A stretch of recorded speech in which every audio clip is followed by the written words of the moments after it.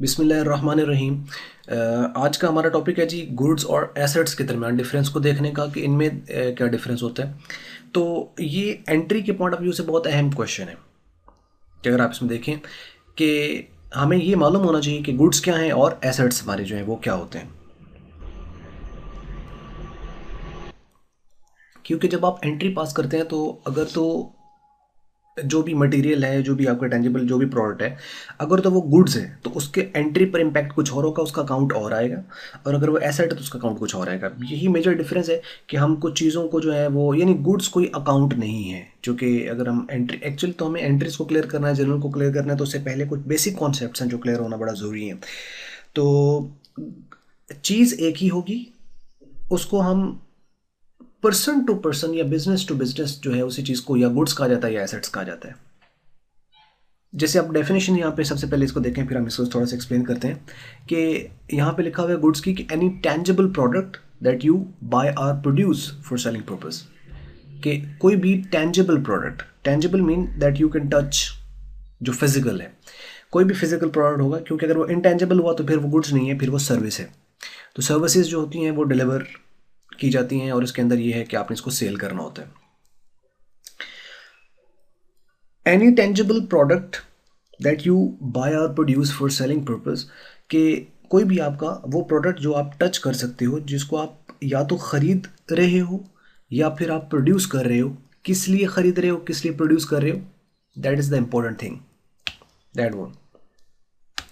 कि आप उसको इसलिए बना रहे हो या ख़रीद रहे हो ताकि आप उसको आगे बेच सको। That's why it's called goods. Assets क्या होते हैं? These are the economic resources of a business which are use to earn profit. यानी ये इकोनॉमिक से क्या मुराद है कि ये लिमिटेड होते हैं, अनलिमिटेड नहीं होते। इकोनॉमिक रिसोर्सेज हैं, resources that you are just using something to get something, that's a resource. तो इकोनॉमिक रिसोर्सेज हैं ये बिजनेस के, which are use to earn profit, जिनको इस्तेमाल किया जाता है। That's the important word, that's you have to use. इनको यूज़ किया जाता है और इनको यूज़ नहीं किया जाता। गुड्स को यूज़ नहीं किया जाता, गुड्स को या तो ख़रीदा जाता है, आगे बेच दिया जाता है, या उनको बनाया जाता है फिर उनको आगे भी। उसका अल्टीमेट जो पर्पज़ है गुड्स का वो सेलिंग है, और जो एसेट्स हैं उसका अल्टीमेट जो गोल है वो यूज़ करना है बिज़नेस के अंदर। और इसका दोनों का पर्पज़, अगर अल्टीमेट गोल देखा जाए तो दोनों का पर्पज़ एक ही है। इसका पर्पज़ भी है कि सेल आप क्यों कर रहे हो, प्रॉफिट के लिए। इसका पर्पज़ क्या है, आप क्यों खरीद रहे हो, प्रॉफिट के लिए। तो दोनों का पर्पज़ सेम है, that why you are buying the asset for your operational activities, for your profit, and why you are just buying the goods in order to sell them at profit. So definitely the goal, as you know that the goal of every business is to earn profit. So that's why the goods and assets are bought in business are actually, if you are producing something as a goods, then it means that you are just going to produce a profit in your business. तो ये इसमें difference है जी, basic के goods क्या होती हैं और assets जो हैं वो क्या होते हैं, बेसिक डिफरेंस है। अब इनका हमारा एंट्री पर क्या फ़र्क पड़ता है, मैं इससे पहले आपको एक एग्जांपल इसकी देता हूँ ताकि आपको ये क्लियर हो जाए। देखें कि जैसे फर्नीचर है, अगर सपोज करें एक बिज़नेस जो है उसने फर्नीचर बनाया है, आप कह लें कोई ए बिज़नेस है, उसने फर्नीचर बनाया, ए बिज़नेस से बी बिज़नेस जो है उसको ख़रीद रहा है। तो अब ए बिज़नेस के लिए ये फर्नीचर जो है ये गुड्स है, क्योंकि उसने आगे उसको सेल किया है।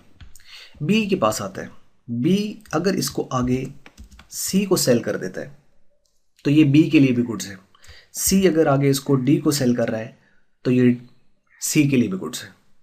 लेकिन अगर डी जो है वो इसको अपने बिजनेस के अंदर इसको यूज़ करे तो इसका मतलब ये हुआ कि वही फर्नीचर ए के लिए गुड्स है, बी के लिए वो गुड्स है, सी के लिए गुड्स है, लेकिन डी के लिए वो एसेट बन जाएगा, वही फर्नीचर।